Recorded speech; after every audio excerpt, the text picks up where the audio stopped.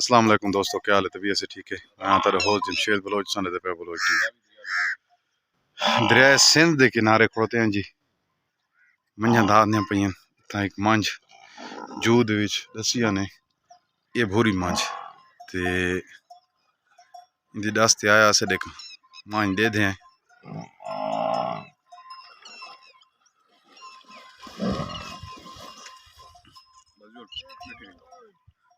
खीर चोखा बनाई वधिए खीर चोखा बनाई वधिए।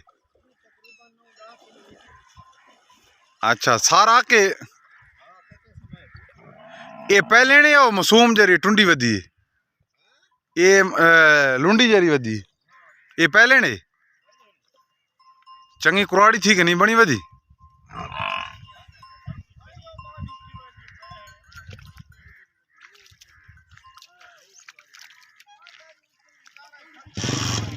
अच्छा अच्छा ये हूँ आप करे सी हो बिलाल हूँ बिरा तेरे वाली मांझ वाला के ना हम वातिस को आखाम तारे को ये ताए ना वाला हूँ वक्की वधी ओ थाना वाली ऑपरेशन वाली हाँ वड्डी चंगी मांझ निकती आवी उस्ताद खीर दी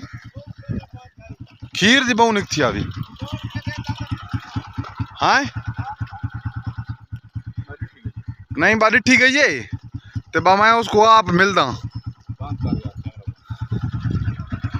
दोस्तों। माई तो खास पसंद नहीं आई मालिक 10-11 किलो खीर दसेंदा पी आई कि 9 किलो